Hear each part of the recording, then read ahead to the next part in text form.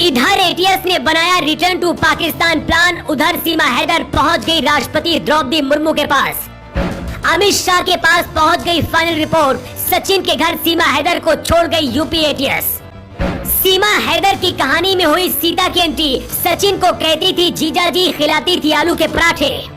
सीमा हैदर से 36 घंटे की पूछताछ करने के बाद यूपी एटीएस ने फिर से सचिन के घर में छोड़ दिया है। ग्रेटर नोएडा के रबुपुर इलाके में सचिन के घर की सुरक्षा के लिए सादी वर्दी में 50 से ज्यादा पुलिस के जवान तैनात किए गए हैं। सीमा हैदर के साथ सचिन को भी एटीएस अपने साथ लेकर गई थी।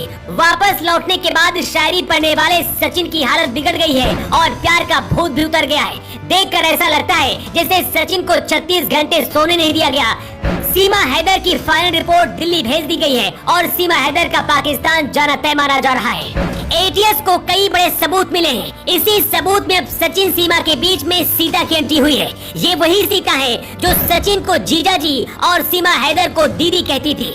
लेकिन सीमा हैदर खुफिया एजेंसियों से भी तेज दिमाग वाली निकली। इससे पहले सीमा हैदर के लिए पाकिस्तान भेजने का आदेश आता, सीमा हैदर राष्ट्रपति द्रौपदी मुर्मू के पास पहुंच गई है। एटीएस के 36 घंटे की पूछताछ के बाद सीमा हैदर ने क्या कहा है, सबसे पहले आपको बताते हैं। रिपोर्टर ने जब सीमा हैदर से पूछा, एटीएस ने आपसे क्या क्या पूछा, क्या आप पाकिस्तान अब जाएंगी? इसके जवाब में सीमा हैदर ने कहा, क्या क्या बताऊं, कुछ भी नहीं बचा जो मुझसे नहीं पूछा गया हो। मेरे पैदा होने के बाद से हर वो चीज जो मुझसे जुड़ी हुई है, बचपन से लेकर आज तक के सारे सवाल पूछे गए। इसके बाद रिपोर्टर कहता है, आपके परिवार के कई सदस्य पाकिस्तानी आर्मी में हैं। आप पर खुफिया एजेंसी आईएसआई एजेंट होने के आरोप है। इसके जवाब में सीमा हैदर कहती हैं, पहली बात तो ये कि साल 2020 में जब सचिन से बात शुरू हुई मेरी, तब मेरा भाई मजदूरी करता था। 2022 में पापा की मौत के कुछ माह पहले ही भाई की पाकिस्तानी आर्मी में ज्वाइनिंग हुई थी। जबकि चाचा की बात करें तो वो मेरे पैदा होने से पहले से ही पाकिस्तानी आर्मी में है। इसके बाद रिपोर्टर कहता है, अगर आपको पाकिस्तान भेज दिया जाएगा तो आप क्या करेंगे?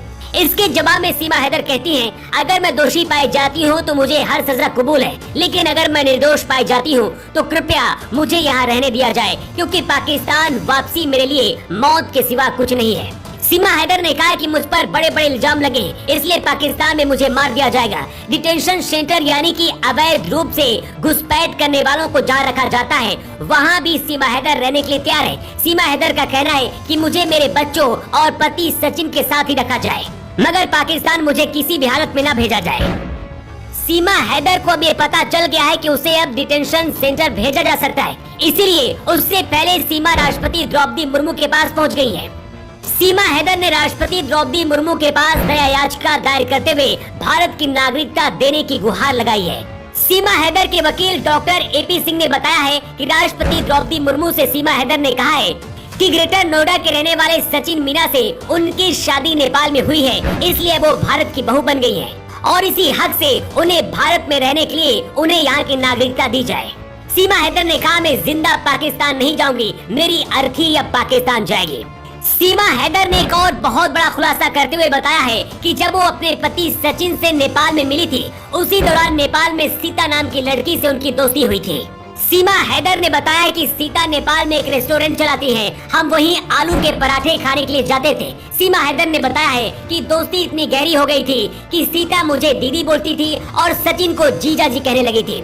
यूपी एटीएस सीमा हैदर के पाकिस्तान से दुबई फिर नेपाल के रास्ते भारत आने से पूरे रूट और नेटवर्क को खंगाल रही है। इस पूरे मूवमेंट के दौरान सीमा हैदर के मददगार उसने किन मोबाइल नंबरों का इस्तेमाल किया, पूरा डाटा खंगाला जा रहा है।